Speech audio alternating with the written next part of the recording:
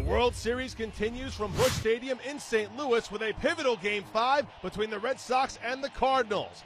Hall of Famer Ozzie Smith on hand to throw out the ceremonial first pitch, and the starters on Monday locking up for the second time in the series. In a rematch from Game 1, John Lester squares off against Adam Wainwright with the series lead on the line. David Ortiz entering Monday hitting .727 for the series, and at the top of the first, he steps up with a man on against Wainwright.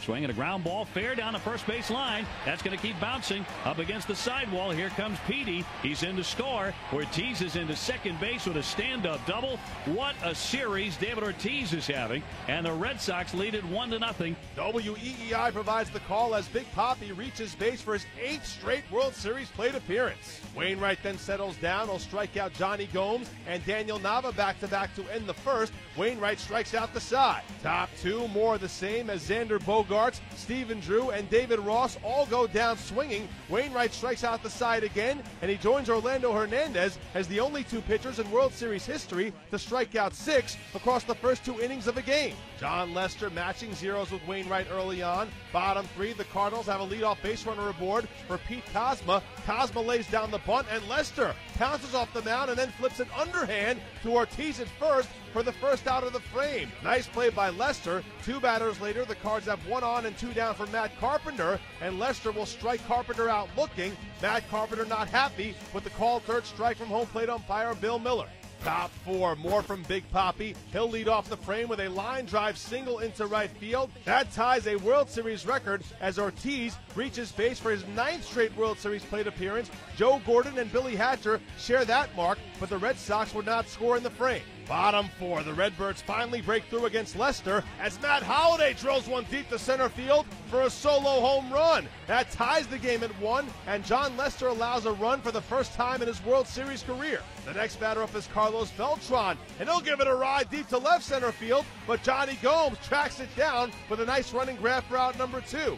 After that, Yadier Molina steps up. He lines one to shortstop, and Stephen Drew goes skyward to make the snare. That ends the frame, and the Cardinals settle for 1. Top 6, the game is still tied. Ortiz is at the plate again. He'll line one deep to center field, but Shane Robinson will make the catch for the second out, and finally, Ortiz is retired after reaching base in 9 straight trips to the plate. Top 7, the game is still knotted at 1. With 1 on and 1 down, Wainwright issues a base on balls to Stephen Drew, and that makes it 2 on and 1 down for Boston and sets things up for the backstop, David Ross. Here's WEEI once again. Lines one down the left field line. It's a fair ball. Hitting on the track, rolling into the corner. Bogaerts scores, and a fan touches it. And it's a 2-bagger, but 1 run scores. Drew has to go back to third. That's a tough break.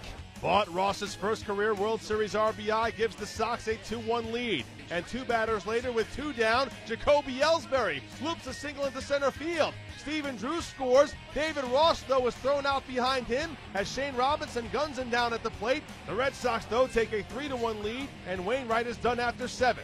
In the bottom half of the frame, John Lester forced to retrieve a paper airplane that lands on the grass near the pitching mound, but the left-hander would be unfazed with 2 outs in the frame. He'll get Yadier Molina to line out to the right side. Dustin Pedroia puts it away. The Cards go 1-2-3 in the 7th.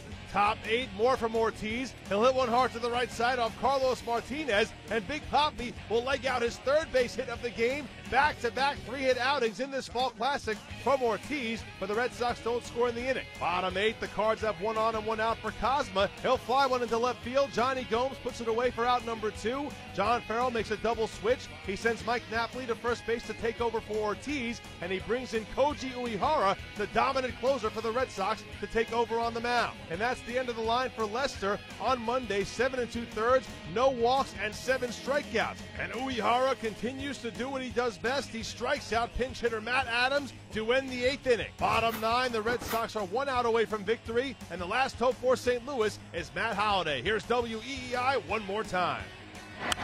Swinging a liner to right at Nava, backing up a bit. Daniel makes the catch. The Red Sox win it.